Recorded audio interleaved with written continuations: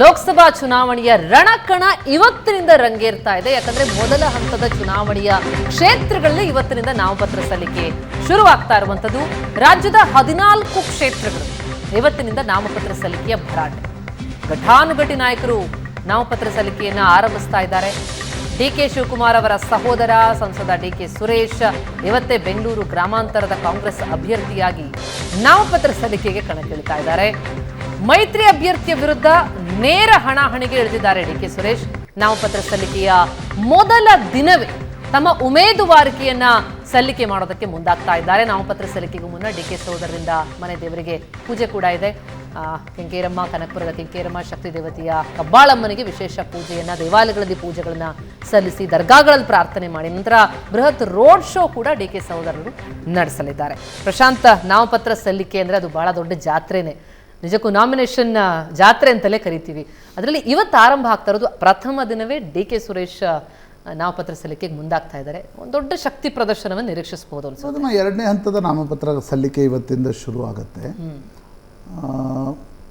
ಮಂಗಳೂರು, ಉಡುಪಿ, ದಕ್ಷಿಣ ಕರ್ನಾಟಕ, ಇಲ್ಲಿ ಚಿತ್ರದುರ್ಗದವರೆಗೆ 14 ಕ್ಷೇತ್ರಗಳಲ್ಲಿ ಮೊದಲ ಹಂತದ ನಾಮಪತ್ರ ಸಲ್ಲಿಕೆ ಶುರು ಆಗುತ್ತೆ. ನೀವು ಹೇಳಿದಂತೆ ಡಿಕೆ ಸುರೇಶ್ ಇವತ್ತೊಂದು ಹೈ ಪ್ರೊಫೈಲ್ ನಾಮಪತ್ರ ಸಲ್ಲಿಕೆ ಮತ್ತು ಬೆಂಗಳೂರು ಗ್ರಾಮಾಂತರದ ಬಗ್ಗೆ ಬಹಳಷ್ಟು ಕುತೂಹಲ. ನಾನು ಬರೀ ರಾಜ್ಯದಲ್ಲಿದೆ ಅಂತ ಅಂದ್ಕೊಂಡಿದ್ದೆ, ದಿಲ್ಲಿವರೆಗೆ ಅದರ ಕುತೂಹಲ ಇದೆ. ದಿಲ್ಲಿಯ ಪತ್ರಕರ್ತರು ಕೂಡ ಇವತ್ತು ಬೆಂಗಳೂರು ಗ್ರಾಮಾಂತರದ ಒಂದು ಚರ್ಚೆ ಮಾಡ್ತಾರೆ. ಅದಕ್ಕೆ ಕಾರಣ ಡಿ ಕೆ ಶಿವಕುಮಾರ್ ಪ್ರೊಫೈಲ್ ಕೂಡ ಏರಿರ್ತಕ್ಕಂಥದ್ದು.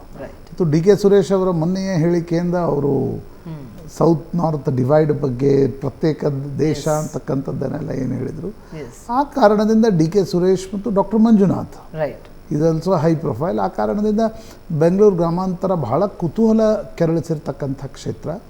ಡಿ ಕೆ ಸುರೇಶ್ 4ನೇ ಬಾರಿಗೆ ಪುನರಾಯ್ಕೆಗಾಗಿ ನಾಮಪತ್ರವನ್ನು ಸಲ್ಲಿಸ್ತಾ ಇದ್ದಾರೆ. ಡಿ ಕೆ ಶಿವಕುಮಾರ್ ರಾಜ್ಯದಲ್ಲಿ ಪೊಲಿಟಿಕಲಿ ಪ್ರಬಲ ಅಂತ ಅನಿಸ್ಕೊಂಡ ನಂತರ ಡಿ ಕೆ ಶಿವಕುಮಾರ್ ಮುಖ್ಯಮಂತ್ರಿ ಆಗಬೇಕು ಅಂತಕ್ಕಂಥ ಕನಸು ಕಾಣ್ತಿರುವಾಗ ಕಾಂಗ್ರೆಸ್ನ ಆಂತರಿಕ ರಾಜಕಾರಣದ ದೃಷ್ಟಿಯಿಂದ ಮತ್ತು ಕಾಂಗ್ರೆಸ್ಸೇತರ ಪಕ್ಷಗಳ ರಾಜಕಾರಣದ ದೃಷ್ಟಿಯಿಂದ ಕೂಡ ಡಿ ಕೆ ಸುರೇಶ್ರನ್ನು ಗೆಲ್ಲಿಸಲಿಕ್ಕೆ, ಸೋಲಿಸಲಿಕ್ಕೆ ಸಮ ಪ್ರಮಾಣದ ಎನರ್ಜಿ ನಿಶ್ಚಿತವಾಗಿ ಅಲ್ಲಿ ಹಾಕಲಾಗತ್ತೆ. ಡಿ ಕೆ ಶಿವಕುಮಾರ್ ಕೂಡ ಏನಕ್ಕೇನ ಸುರೇಶ್ರನ್ನು ಗೆಲ್ಲಿಸ್ಕೊಳ್ಬೇಕು ಅಂತಕ್ಕಂಥದ್ದು, ಅವರನ್ನು ಸೋಲಿಸಲಿಕ್ಕೆ ಬಿ ಜೆ ಪಿ JDS ರಾಜ್ಯದಲ್ಲಿ ಮೈತ್ರಿ ಆಗಿದ್ದೆ. ಅದಕ್ಕೆ ಡಿ ಕೆ ಶಿವಕುಮಾರರ ಪ್ರಭಾವವನ್ನು ತಗ್ಗಿಸೋದಕ್ಕೆ ಆ ಮೈತ್ರಿ ಆಗಿರ್ತಕ್ಕಂಥದ್ದು. ಹೀಗಾಗಿ ಒಂದು ಹೈ ಪ್ರೊಫೈಲ್ ಕ್ಷೇತ್ರ ಬೆಂಗಳೂರು ಗ್ರಾಮಾಂತರ. ಆಶ್ಚರ್ಯಕರ ರೀತಿಯಲ್ಲಿ ದೇವೇಗೌಡರ ಅಳಿಯನಿಗೆ BJP ಟಿಕೆಟ್ ಕೊಟ್ಟು ಚುನಾವಣೆಗೆ ನಿಲ್ಲಿಸಿದೆ. CP ಯೋಗೀಶ್ವರ್ ಅವ್ರಿಗೆ ಸಹಾಯವನ್ನು ಮಾಡ್ತಾ ಇದ್ದಾರೆ.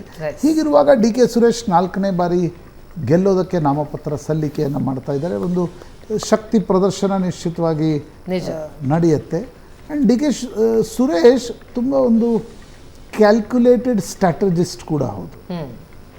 ಹೇಗೆ ಸ್ಟ್ರಾಟಜಿ ಮಾಡ್ತಾರೆ ತಮ್ಮ ಚುನಾವಣೆಯಲ್ಲಿ ಅಂತಕ್ಕಂಥದ್ದನ್ನು ಕೂಡ ನೋಡಬೇಕಾಗಿರ್ತಕ್ಕಂಥ ಸಂಗತಿ. ಕಳೆದ ಬಾರಿ ಮಂಡ್ಯ ಹೇಗೆ ಕುತೂಹಲದ ಕ್ಷೇತ್ರವಾಗಿತ್ತು, ನನಗನ್ಸುತ್ತೆ ಈ ಬಾರಿ ಅಂಥ ಕ್ಷೇತ್ರಗಳು ಜಾಸ್ತಿ ಇವೆ. ತುಮಕೂರಿದೆ, ಬೆಂಗಳೂರು ಗ್ರಾಮಾಂತರ ಇದೆ, ಬೆಳಗಾವಿ ಇದೆ, ದಾವಣಗೆರೆ ಇದೆ, ಕೋಲಾರ ಈಗ ಒಂದು ಹೈ ಪ್ರೊಫೈಲ್ ಕ್ಷೇತ್ರ, ಉತ್ತರ ಕನ್ನಡದ ಕುತೂಹಲ ಇದೆ.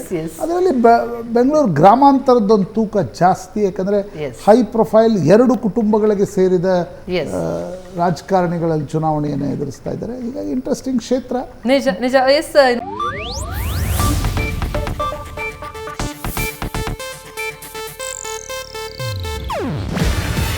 ಇದು ಏಷ್ಯಾನೆಟ್ ನ್ಯೂಸ್ ನೆಟ್ವರ್ಕ್ ಪ್ರಸ್ತುತಿ. ನೀವು ನೋಡ್ತಿದ್ದೀರಾ ಏಷ್ಯಾನೆಟ್ ಸುವರ್ಣ ನ್ಯೂಸ್.